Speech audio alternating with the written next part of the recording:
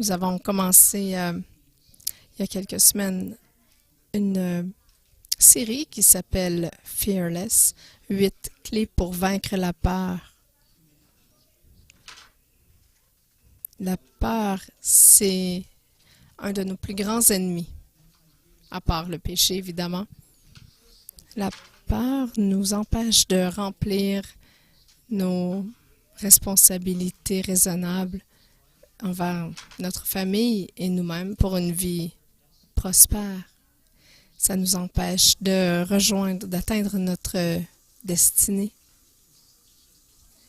La peur, c'est tellement un grand obstacle dans la vie des gens. Nous avons appris il y a quelques semaines que la peur est une émotion qui amène beaucoup de détresse par un sentiment de danger imminent, de douleur imminente. Et cette menace-là, peu importe qu'elle soit réelle ou pas, lorsqu'on la ressent, nous paralysons. On a regardé aussi les dommages que la peur peut causer dans nos vies, de nous faire du mal à nous-mêmes, aux autres. Alors nous devons nous libérer, nous affranchir de la peur. Et c'est important, le peuple de Dieu s'affranchit de la peur. La partie 1, on a vérifié 10 points qui montrent comment la peur endommage nos vies. De nommer nos peurs et de comprendre ce qui cause la peur, parce que lorsqu'on peut nommer ce qui cause cette peur, on peut avoir la victoire sur ces dernières. Je vous ai donné un outil pour savoir quelle était la source de vos peurs, la cause et comment la vaincre. J'aimerais aujourd'hui regarder la deuxième manière d'avoir la victoire sur les peurs, et c'est le point d'établir des limites personnelles saines. Il faudrait commencer par définir qu'est-ce qu'une frontière personnelle. Alors, selon Wikipédia, une limite personnelle, les limites personnelles sont des lignes directrices, règles ou limites qu'une personne crée pour identifier les moyens raisonnables, sûrs et permis pour que les autres se comportent envers eux et comment ils réagiront quand quelqu'un dépasse ces limites. Alors, je vais entrer un peu plus en profondeur dans la définition. Nous sommes responsables personnellement de définir nos propres limites. Je ne peux pas, moi, les établir à votre place. Regardez, la définition, c'était des lignes directrices, règles ou limites qu'une personne crée pour elle-même. Alors, il n'y a personne d'autre qui devrait être en mesure de définir nos limites personnelles. On va seulement pouvoir avoir la conviction de nous engager envers ces limites si c'est nous qui les établissons.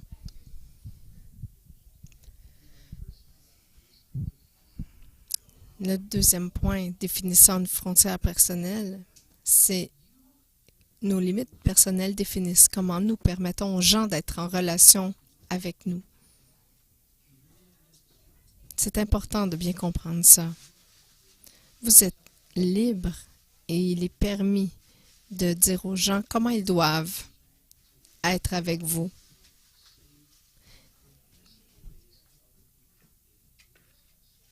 Donc, une personne crée des règles qui identifient les moyens raisonnables, sûrs et permis pour que les autres se comportent envers eux.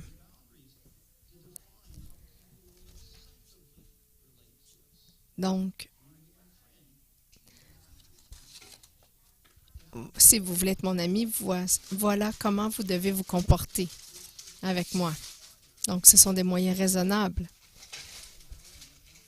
Ce sont aussi des frontières qui sont sûres.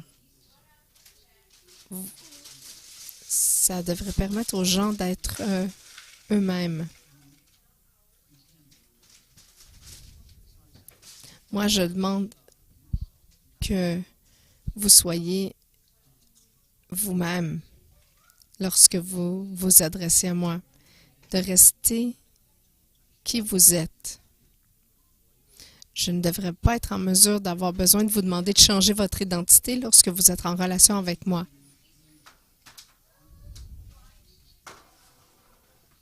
Et je ne devrais pas avoir à vous demander des promesses qui ne sont pas raisonnables. Exemple, je devrais être capable de t'appeler à tous les jours ou à n'importe quelle heure de la nuit.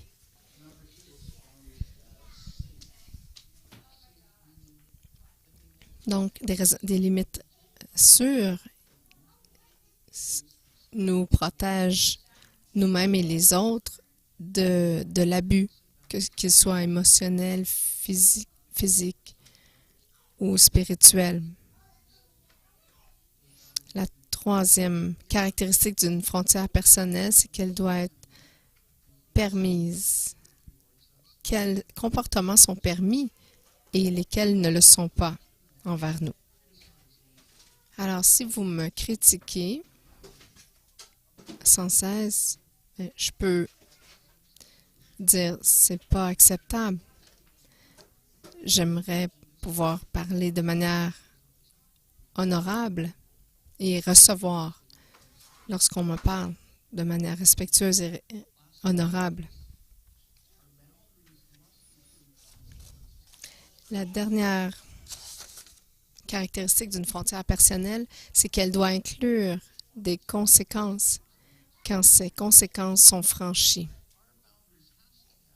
Nos frontières doivent avoir des conséquences planifiées à l'avance lorsque quelqu'un dépasse nos limites. Parce que dans le stress de cette situation-là, si vous n'avez pas un plan, comment vous allez répondre ou quelqu'un doit se comporter envers vous, vous ne le saurez pas plus comment réagir. Et vous allez permettre des choses que vous n'aurez pas permises autrement. Parce que parfois, on est trop bouleversé émotionnellement. Les gens ne savent pas comment réagir. Alors, voilà ce qui va se passer si tu me touches de manière inappropriée. On dit à nos enfants de ne pas permettre aux gens de franchir leurs limites personnelles.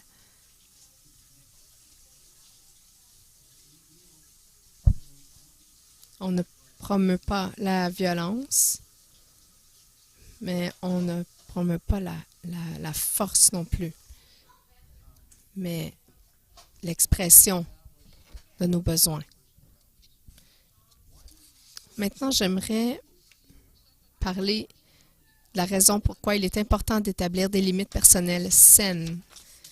Parce que j'ai découvert qu'il y a un grand pourcentage des peurs que nous devons faire face sont souvent la conséquence de ne pas avoir établi de frontières saines dans nos vies. Ça peut vraiment, le fait de mettre des frontières personnelles peut vraiment aider à diminuer nos peurs. Je vous donne un exemple. Si vous souffrez de problèmes de colère, c'est souvent parce que vous permettez aux gens de traverser vos frontières et vous vous sentez donc violé, menacé et insécure. Mais lorsqu'on met des frontières saines, on peut éliminer beaucoup de notre colère dans nos vies. Lorsqu'on se sent en colère, au lieu de répondre de manière inappropriée, lorsqu'on découvre quelle frontière a été franchie, on peut mentionner à la personne quelles frontières on n'accepte pas qu'elle soit franchie et lui dire à l'avance. Bon, on sait qu'il y a beaucoup de livres sur le marché actuellement sur les frontières, mais est-ce que c'est biblique? Je vais vous dire oui, parce que c'est une forme de maîtrise de soi. Regardez dans Tite 2, versets 11 et 12. « Car la grâce de Dieu nous enseigne à renoncer à l'impiété et aux convoitises mondaines et à vivre dans le siècle présent selon la sagesse, la justice et la piété. »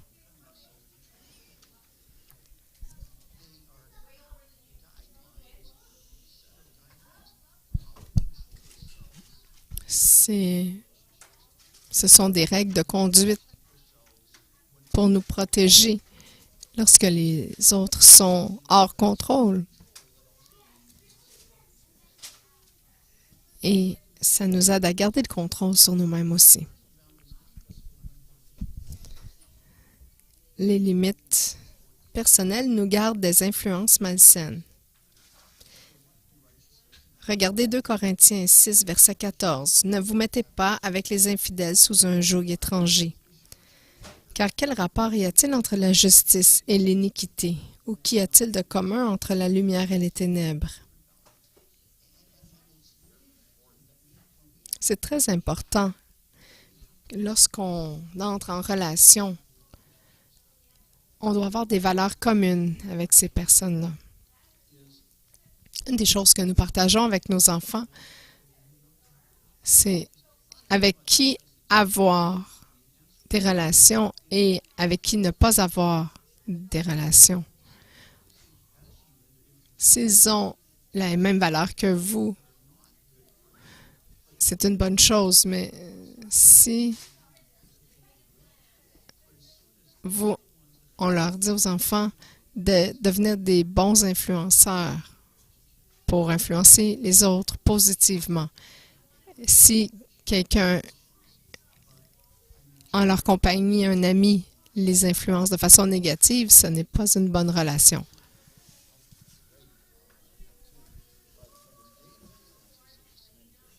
Lorsqu'il y a une influence négative, c'est là que c'est important d'établir des limites. Regardez Jacques 4, verset 4. « Adultères que vous êtes, ne savez-vous pas que l'amour du monde est inimitié contre Dieu? Celui donc qui veut être ami du monde se rend ennemi de Dieu. » Peu importe comment matures nous sommes en tant que chrétiens, si nous sommes influencés et nous enlaçons les valeurs du monde, nous sommes en guerre contre Dieu. La divinité versus l'autogratification. C'est très important de se donner des valeurs divines pour pouvoir résister aux influences du monde. C'est fou, regardez comment que nos limites personnelles protègent notre bien-être. Dieu nous donne une limite et on la respecte pas. Genèse 2, versets 16 et 17. L'Éternel Dieu donna cet ordre à l'homme. Tu pourras manger de tous les arbres du jardin, mais tu ne mangeras pas de l'arbre de la connaissance du bien et du mal, car le jour où tu en mangeras, tu mourras. Dieu voulait protéger Adam et Ève de l'influence négative de la connaissance de l'arbre et de la connaissance du bien et du mal.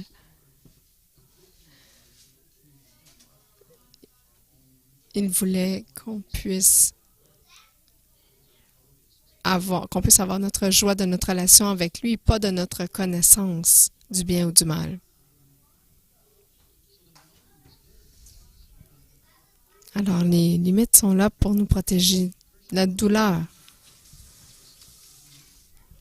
Elles limitent aussi le comportement destructeur. Regardez Romains 13, versets 1 et 2. Que toute personne soit soumise aux autorités supérieures, car il n'y a point d'autorité qui ne vienne de Dieu, et les autorités qui existent ont été instituées de Dieu. C'est pourquoi celui qui s'oppose à l'autorité résiste à l'ordre que Dieu a établi, et ceux qui résistent attireront une condamnation sur eux-mêmes.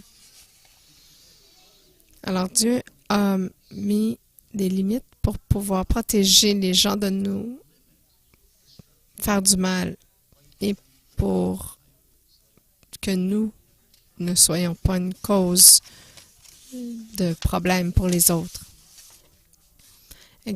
Exemple, limiter la vitesse, c'est pas pour limiter notre joie, c'est pour éviter de blesser d'autres gens.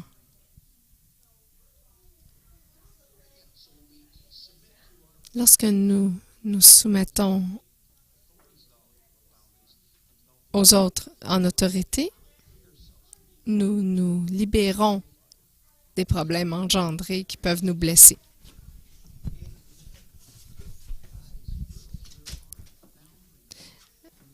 Je vais vous dire, les limites personnelles protègent aussi les mariages. Il y a des limites qui protègent les hommes et les femmes. Regardez Malachie 2, verset 15. Prenez donc garde en votre esprit, et qu'aucun ne soit infidèle à la femme de sa jeunesse. Ne permettez pas à des relations avec le sexe opposé de vous envahir l'esprit en dehors du mariage. Ça veut dire qu'on honore le mariage, l'alliance de mariage qu'on a fait dans le jour du mariage. Et ça va protéger la sanctification de ce mariage. Vous rappelez-vous de vos vœux? Vous les avez faits devant votre épouse, devant Dieu, devant beaucoup de témoins.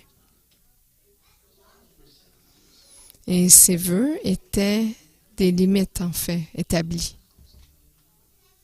Il y a beaucoup de couples, malheureusement, qui les oublient. Mais c'est important de garder votre esprit.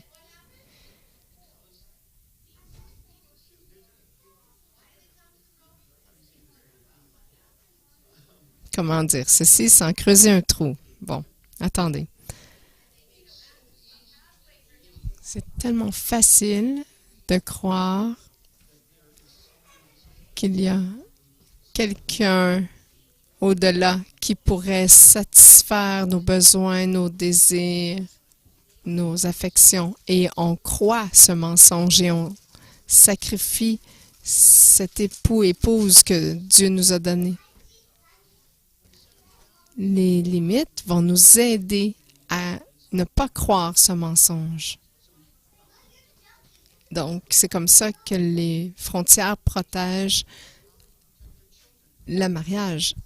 Et elles protègent aussi nos enfants. Regardez Proverbe 22, verset 6. « Instruis l'enfant selon la voie qu'il doit suivre, et quand il sera vieux, il ne s'en détournera pas. » Si on leur donne des frontières saines, ils vont vont rester. Si on leur donne des limites trop serrées, ils vont se rebeller. Si on leur donne des valeurs trop libertines, ils vont s'égarer. On n'a jamais été des parents parfaits, on ne le sera jamais. Mais lorsqu'on donne des limites saines, on peut protéger nos enfants.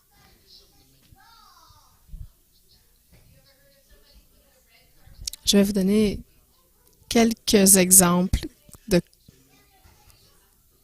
comment on peut éliminer la peur grâce à des limites personnelles saines. Par exemple, il y a tellement de gens qui ont peur de la divulgation. Ils ont peur de partager ce qu'ils vivent et leur combat parce qu'ils ont peur des rumeurs, des critiques, du rejet.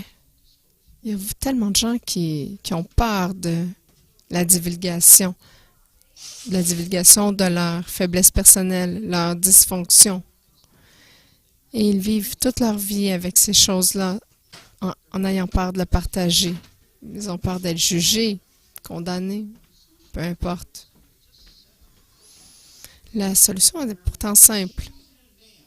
Choisissez à l'avance une frontière personnelle que vous allez divulguer à certaines personnes qui sont respectueuses, honorables et qui vont respecter ses choix et ses côtés moins reluisants de notre personne.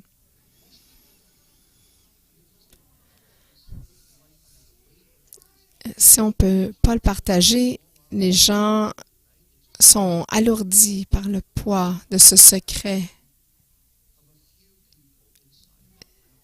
lorsqu'ils n'ont pas ils donnent pas la permission de partager avec quelques personnes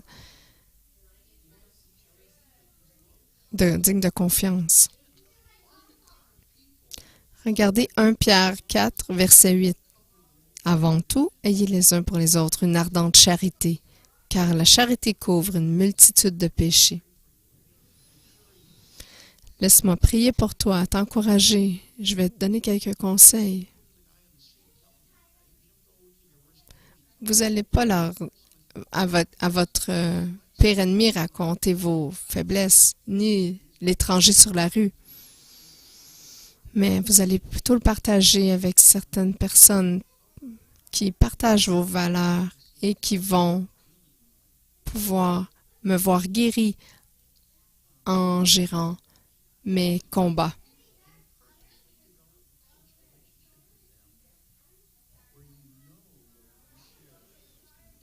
Développez quelques relations où vous savez que de partager, ça va rester confidentiel.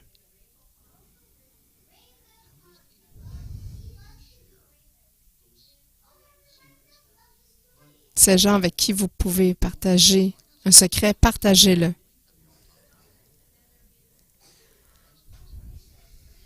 Des amis proches. Prenez avantage des frontières que vous mettez. Et écoutez, vous n'avez pas besoin de mettre votre linge sale partout, mais c'est important de le faire avec quelques personnes clés.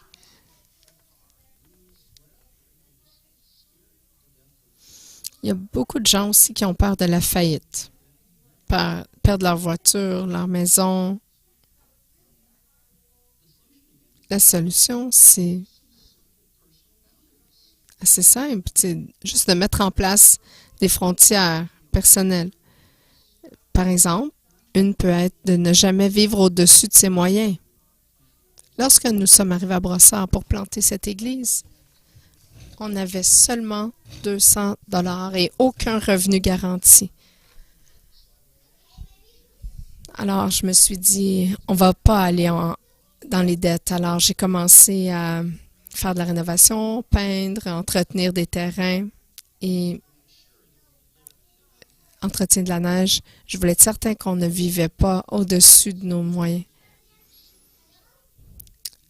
Je vais vous dire, on n'a jamais vécu au-dessus de nos moyens, mais parfois, on a déjà mangé de la soupe aux betteraves, simple soupe aux betteraves pour la souper, parce qu'on n'avait pas les moyens de plus. Un ragoût de brocoli aussi. C'est bon, mais on n'allait pas au restaurant pour plusieurs mois. On a vécu en dedans de nos moyens. Regardez Proverbe 22, verset 7. Celui qui emprunte est l'esclave de celui qui prête. D'habitude, on doit à la banque. Et là, la banque envoie une lettre et qui dit « Ah, je vais prendre la voiture, la maison. » On n'avait jamais eu peur de ça, nous, parce qu'on a toujours vécu à l'intérieur de nos moyens. Alors, vous pouvez prendre le cours qui dit « Restez hors des dettes et coupez vos cartes de crédit et vivez avec du cash, de l'argent comptant. Je l'ai fait pour plusieurs années. On n'a jamais eu peur de la faillite.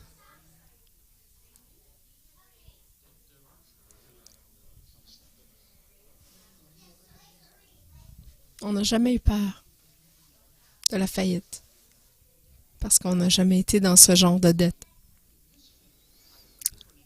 J'ai une autre peur, un autre exemple.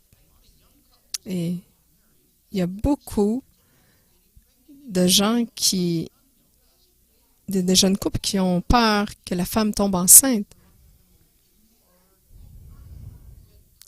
avant le mariage.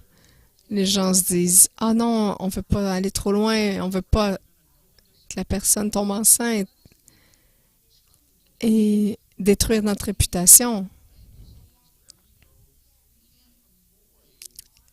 Vous ne pouvez pas éviter même la tentation sexuelle. On le voit, c'est partout.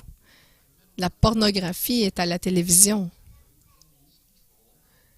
Et les gens se disent, j'ai rencontré des gens avant le mariage et ils me disent, oh non, on a peur que la femme, future fiancée tombe enceinte. Regardez, c'est assez facile. Regardez le Cantique des Cantiques, 8, verset 4. Ne réveillez pas l'amour avant qu'elle le veuille. Alors, faites attention. Qu'est-ce que vous faites?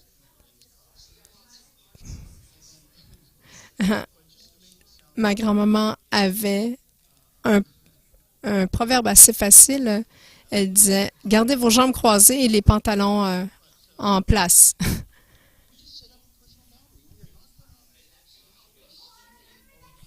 Alors, ne stimulez pas sexuellement ou éveillez pas le fiancé parce que c'est trop difficile de se contrôler jusqu'au mariage. Regardez Lévitique 19, verset 13. On dirait que ça a l'air d'argent, mais regardez bien. Tu ne retiendras point jusqu'au lendemain le salaire du mercenaire. Ne pas promettre quelque chose à quelqu'un à moins qu'on soit prêt à remplir cette promesse.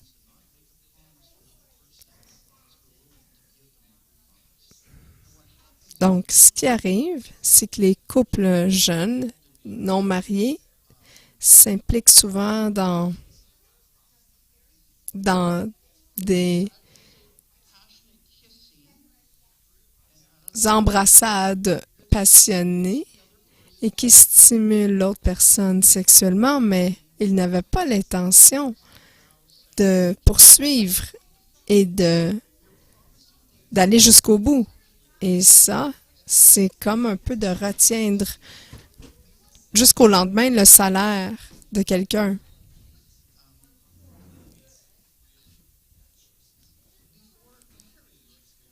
Retenir le salaire.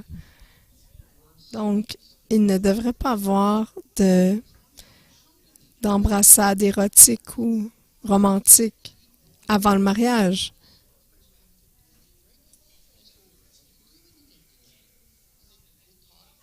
Alors, il y a un couple qui est venu me voir et qui m'ont dit, on a tellement peur de ne pas pouvoir attendre au mariage.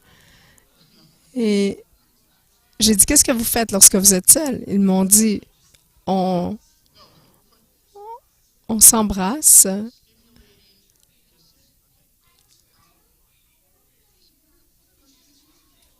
J'ai dit, qu'est-ce que vous faites là? Non. Vous stimulez pour mutuellement. Vous vous stimulez, puis vous espérez pas tomber. Mais essayez de ne pas le faire. Mettez des limites, des frontières personnelles.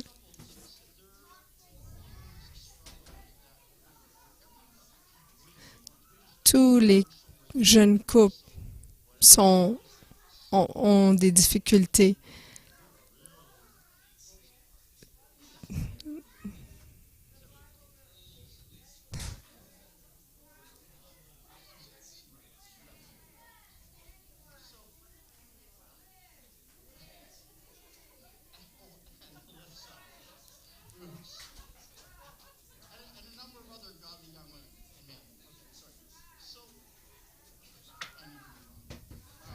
Alors, je dois passer au point suivant avant d'être dans le trouble. Bon.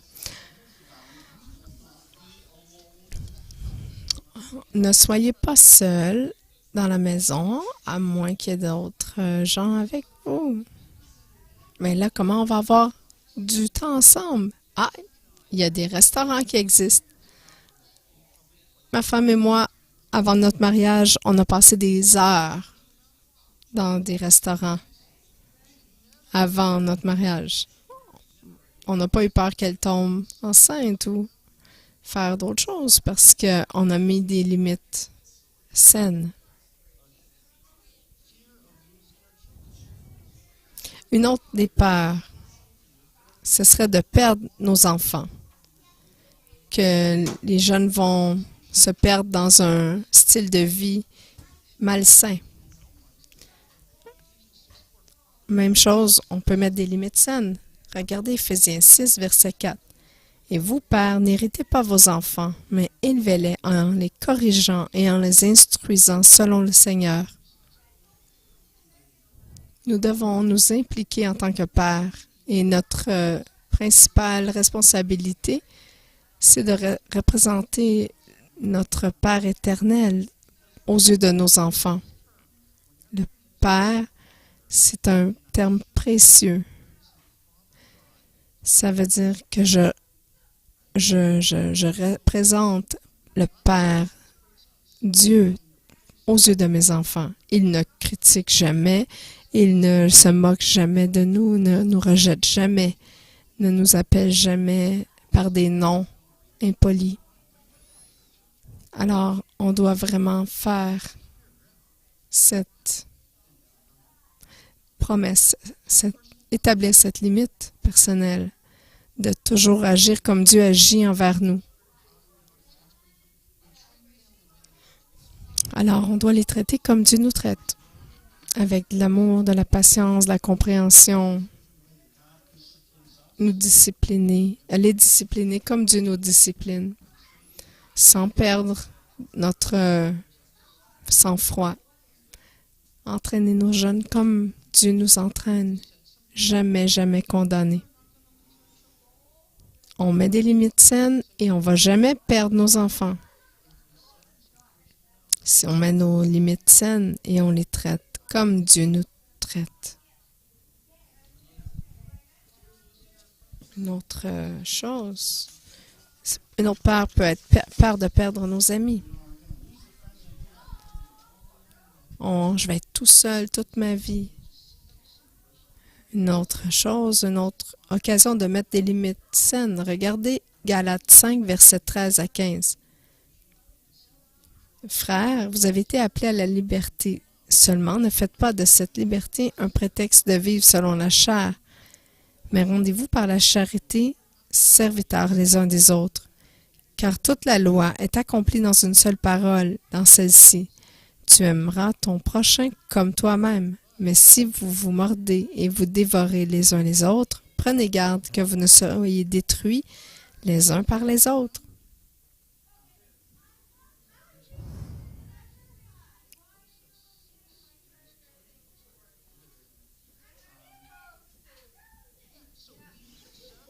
Alors, nous devons mettre une frontière, une limite personnelle.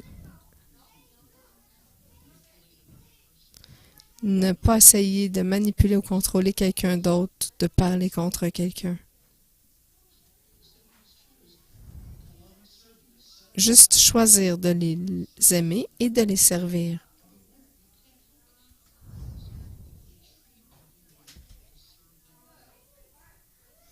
Servir et aimer, c'est tout. Il y a beaucoup de gens qui ont peur de la tromperie spirituelle aussi. Ils ont peur d'écouter cette vidéo. Tout à coup que je serais menée au loin. Une autre fois, la solution, c'est de mettre des limites saines. Regardez 1 Jean 4, versets 1 à 3. Bien-aimés, n'ajoutez pas foi à tout esprit, mais éprouvez les esprits pour savoir s'ils sont de Dieu. Car plusieurs faux prophètes sont venus dans le monde. Reconnaissez ceci, l'Esprit de Dieu. Tout esprit qui confesse Jésus-Christ venu en chair est de Dieu. Et tout esprit qui ne confesse pas Jésus n'est pas de Dieu, c'est celui de l'Antéchrist. Donc vous avez appris la venue et qui maintenant est dans le monde. Regardez Colossiens 1, verset 18. Il est la tête du corps de l'Église. Il est le commencement, le premier-né d'entre les morts, afin d'être en tout le premier. Il a la suprématie. Jésus a la suprématie. Alors, peu importe comment bon l'enseignement semble être, peu importe, si ça ne déclare pas que Jésus est venu de Dieu et qu'il est mort pour nos péchés, si cet enseignement ne prône pas la suprématie de Jésus, rejetez cet enseignement.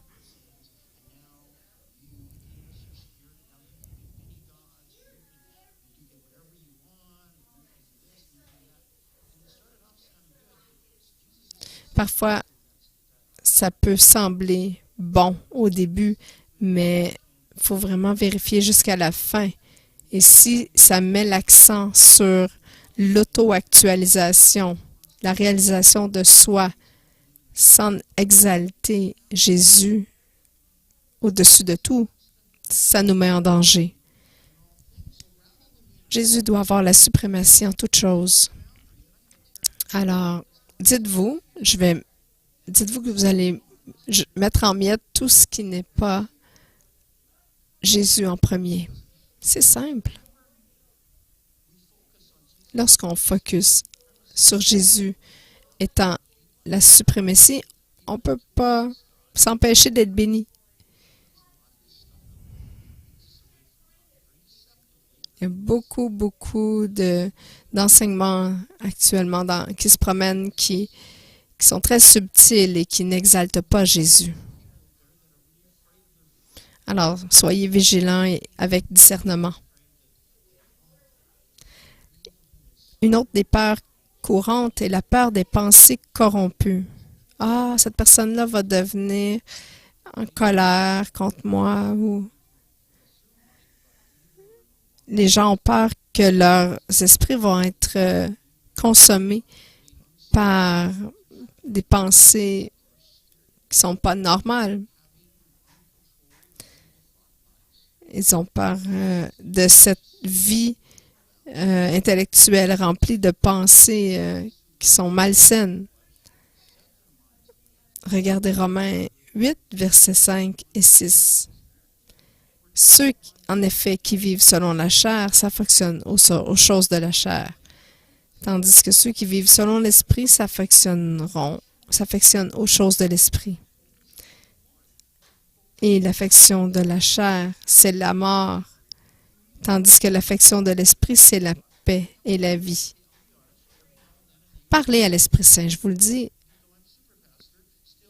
Même si je suis pasteur, super pasteur, j'ai des pensées négatives parfois qui m'assaillent, mais je n'ai pas à vivre dans la condamnation.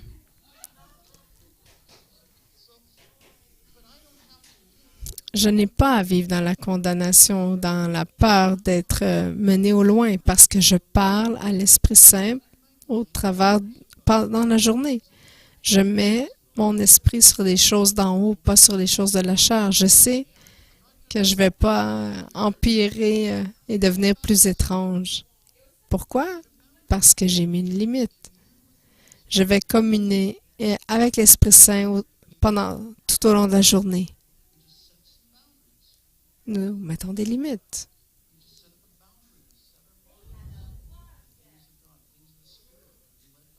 On met des limites pour être guidé par Dieu et son Esprit Saint. Ça nous donne une vie remplie de joie et satisfaisante. Une autre peur très importante, c'est des gens qui ont peur d'être contrôlés ou manipulés ou blessés par les autres. Ils mettent une distance entre eux et les autres parce que cette personne-là semble trop charismatique. Elle pourrait me tromper ou me manipuler. Peut-être qu'ils peuvent me faire faire des choses que je ne voudrais pas faire. La solution? Mettre des limites personnelles. Regardez 1 Jean 3, verset 1. Voyez quel amour le Père nous a témoigné pour que nous soyons appelés enfants de Dieu. Et nous le sommes. Si le monde ne nous connaît pas, c'est qu'il ne l'a pas connu. On a le droit d'être traités comme des enfants de Dieu. Nous sommes aimés et saints. Nous sommes approuvés par Dieu. Alors, parce que je suis un enfant de Dieu, je m'attends à être traité comme un enfant de Dieu, c'est-à-dire avec honneur, respect et dignité. Oui, on peut avoir des mésententes, mais je ne vais pas permettre de façon consistante à me critiquer, me condamner, me juger, parce que je suis un enfant de Dieu. Comment peux-tu parler négativement à un enfant de Dieu?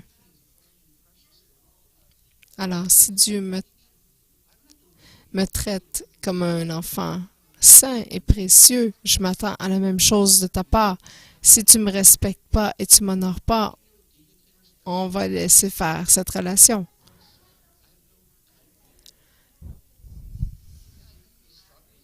Vous pouvez avoir des combats, des problèmes, mais traitez les autres comme des enfants de Dieu. Marie, tu me traites comme un enfant de Dieu. Tu me frappes pas, tu me parles pas, tu m'appelles pas avec des noms impolis.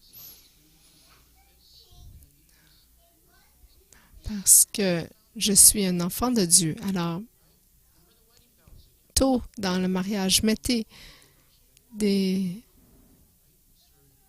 limites. Rappelez-vous vos vœux de mariage. Je vais te respecter, t'honorer, t'aimer. Alors, vous avez dit ça à Dieu devant 50 personnes. Alors, pourquoi tu l'as dit si ce n'était pas pour se passer comme ça? Alors, si quelqu'un essaie de vous abuser émotionnellement, psychologiquement ou physiquement, vous dites non, ne me touche pas. Je suis un enfant de Dieu.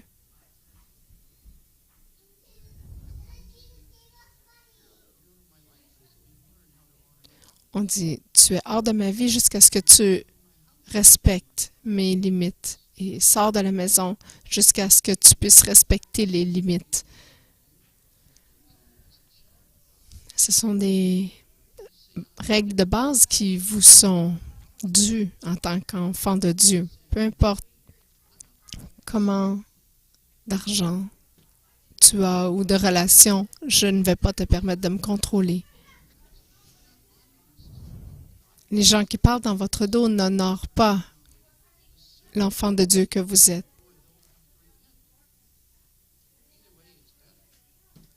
Alors, jusqu'à ce qu'il puisse respecter ses limites, il doit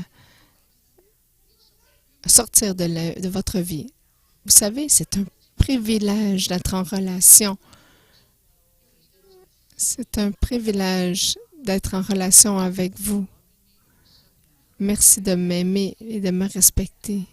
Aidez-moi à ne pas traverser les limites de respect et d'honneur que je vous dois. Je vais toujours vous traiter comme une fille de Dieu. Merci, Tony. Je vous honore de m'aimer et de m'accepter. Aidez-moi à vous respecter en tant que fils de Dieu, parce que c'est ce que vous êtes. Je peux faire la même chose avec chaque personne ici, dans cette salle. Nous nous devons mutuellement tous respect et honneur. Il y a tellement de nos peurs qui sont dus au fait qu'on n'a pas de limites saines personnelles dans nos vies. Les gens nous ont abusés, manipulés, parfois dans certains cas pour plusieurs années. Alors nous vivons dans la peur, mais il est temps. Nous devons, établir des limites personnelles saines.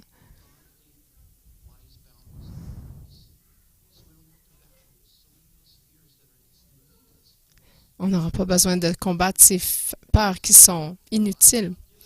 Regardez en résumé 2 Timothée 1, verset 7. Car ce n'est pas un esprit de timidité que Dieu nous a donné, mais un esprit de force, de discipline, un esprit de force, d'amour et de sagesse, qui est de l'autodiscipline. Et l'autodiscipline, c'est la solidité de l'esprit en raison de limites personnelles saines.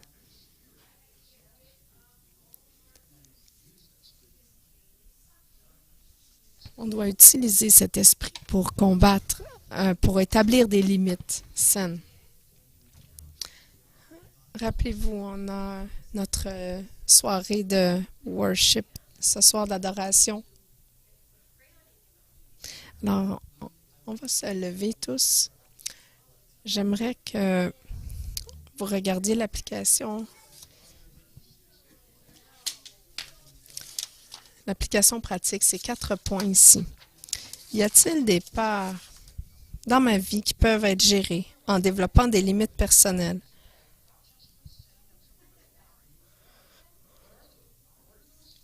S'il y en a, quelles sont ces peurs qui peuvent être résolues? Quelles sont les limites que je dois mettre en place? Et enfin, la 4e question, dans combien de temps les mettrai-je en place? Dans combien de temps je vais mettre ces limites en place? Si ça prend 1 an, vous allez vivre dans la peur pendant encore 1 an, mais vous pouvez vraiment éliminer ces peurs en mettant des limites saines et en les mettant en application rapidement. Y a-t-il des peurs qui peuvent être gérées? Quelles sont-elles? Quelles sont les limites que je dois mettre en place pour les combattre? Et dans combien de temps je vais le faire? Merci, Père, que ta parole est vie pour nous. Nous prions cet après-midi que tu nous aides à comprendre quelles peurs sont là sans raison, dues à l'absence de limites personnelles. Aide-nous, par ton Esprit Saint, aide-nous à voir quelles peurs ont besoin de limites afin d'être résolues. Et donne-nous les limites qu'on doit mettre en place pour être sécures. Quelles limites devons-nous mettre en place? Et donne-nous le courage de le faire. Donne-nous le courage de dire, à partir de maintenant, je vais vivre défini par ces limites avec mon mari, ma femme, avec les gens au travail, avec mes amis, avec les gens ici, mes frères et sœurs de l'Église.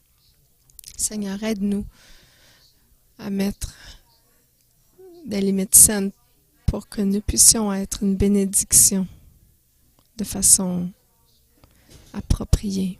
Aide-nous, Dieu. Aide-nous, Dieu, à savoir quelles limites nous devons mettre en place et donne-nous le courage de le faire bientôt.